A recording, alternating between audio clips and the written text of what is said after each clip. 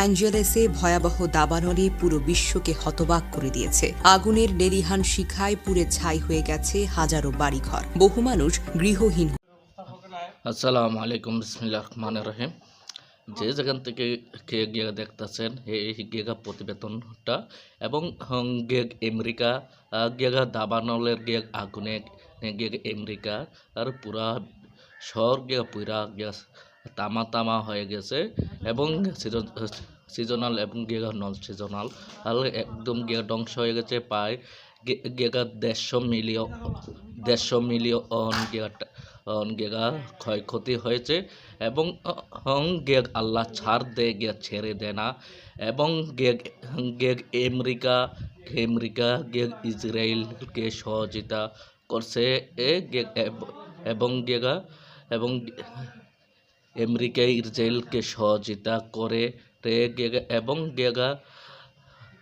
এবং আল আকসা মসজিদকে ধ্বংস করে দিতে চাইছিল ও এই পাপের পূজা এখন আমেরিকা পোয়াতে হচ্ছে দেখুন, দেখলে বুঝতে পারবেন।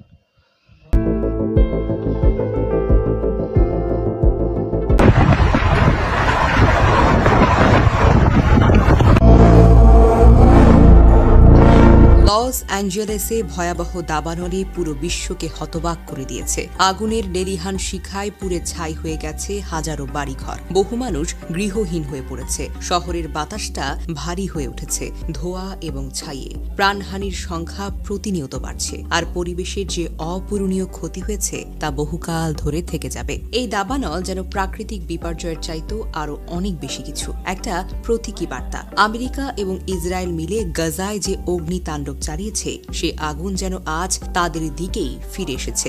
গাজায় আগুন জ্বালাতে তারা বিলিয়ন বিলিয়ন ডলার খরচ করেছিল, কিন্তু আজ তারা নিজেরাই জ্বলছে, একটা পয়সাও খরচ হচ্ছে না।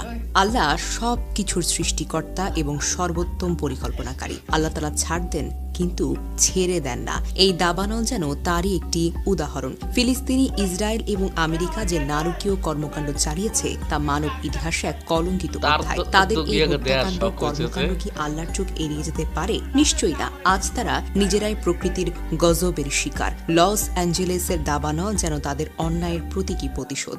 আমরা মুসলিম হিসেবে কারো বিপদে আনন্দিত হতে পারি না, কিন্তু জুলুমকারীর উপর আল্লাহর গজব দেখে আমাদের শিক্ষা নেওয়া উচিত।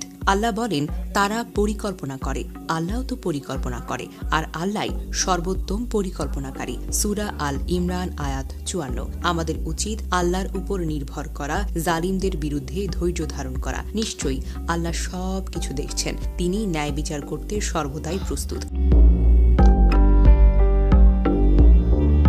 জানা যায়, আগুনে অন্তত 10 জনের মৃত্যু হয়েছে। শয়ে শয়ে চোখ ধাঁধানো বাড়িগুলো পুড়ে গেছে, যার অধিকাংশটাই তারকাদের বাড়ি। প্রায় 1,80,000 বাসিন্দাদের সরিয়ে নেওয়ার আদেশ দেওয়া হয়েছে জমকালো এই বিলাসী শহর থেকে। লাখো চেষ্টা করেও আতঙ্কে থামানো যায়নি। সবচেয়ে আতঙ্কের বিষয় আবহাওয়ার পরিস্থিতি এবং জলবায়ু পরিবর্তনের অন্তর্নিহিত প্রভাবের কারণে আগামী আরও কয়েকদিন এই আগুন জ্বলতে থাকবে বলে আশঙ্কা করা হয়েছে।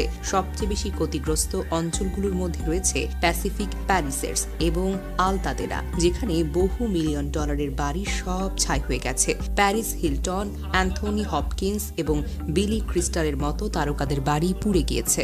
এদিকে লস অ্যাঞ্জেলেসের আবহাওয়ার পূর্বাভাস বলছে, অন্তত আগামী সপ্তাহ পর্যন্ত এই অঞ্চলে বৃষ্টির কোনো পূর্বাভাস নেই, অর্থাৎ আগুন ছাড়ানোর উপযুক্ত পরিস্থিতি রয়েছে। শহরের বিভিন্ন অংশ এখন বিদ্যুৎ বিচ্ছিন্ন, রাস্তায় প্রবল যানজট। বেশ কয়েকটি স্কুল ক্যালিফোর্নিয়া বিশ্ববিদ্যালয় বন্ধ করে দিয়েছে। আগুন নেভাতে গিয়ে অগ্নি নির্বাপকদের জলের সংকটও দেখা দিয়েছে। জলবায়ু পরিবর্তনের বড় ভূমিকা রয়েছে এই দাবানলের নৈপথ্যে। প্রবল হাওয়া এবং বৃষ্টির অভাব এই দাবানলকে আরও বেশি ছড়িয়ে দিয়েছে। বিশেষজ্ঞরা বলছেন, জলবায়ু পরিবর্তন এই ধরনের দাবানলের সম্ভাবনা বাড়িয়ে তুলছে। বিশেষজ্ঞরা বলছেন, 2 দশকের খরা, তারপরে 2টি ব্যতিক্রমী আর্দ্র বছর, প্রচুর পরিমাণে শুকনো গাছপালার ফলে এই দাবানলে ব্যাপক জ্বালানিতে ক্রমেই শক্তিশালী হচ্ছে। গত 8 মাসে দক্ষিণ ক্যালিফোর্নিয়ার ভারী বৃষ্টিপাতের অভাব সমস্যাটিকে আরও যেন বাড়িয়ে তুলছে। আবহাওয়াবিদরা সতর্ক করেছেন, পরিস্থিতি সংকটের মধ্যেই থাকছে আপাতত। আসসালামু আলাইকুম। বিসমিল্লাহির রহমানির রহিম। আপনারা সবাই দেখছেন এবং সবাই শুনছেন এবং আমেরিকা ইসরায়েল মিলে ফিলিস্তিনের উপরে যে জুলুমটা করছে, যে অত্যাচারটা করছে নারী এবং শিশু বাচ্চাদের উপরে হে পাপের পোচা এখন আমেরিকার উপরে যাচ্ছে যে আল্লাহ ছাড় দে ছেড়ে দে না না এবং আমেরিকা দাবানলের আগুনে আমেরিকার পুরা শহর পুড়ে সারকার হয়ে যাচ্ছে। আজকে 7 দিন যাবৎ আয়োজক কিনো নিয়ন্ত্রণ যাচ্ছে না আগুন এবারের মতো আমি বিদায় নিচ্ছি। আবারও পরবর্তীতে দেখা হবে আপনার আর মাঝে। যে আসসালামু আলাইকুম।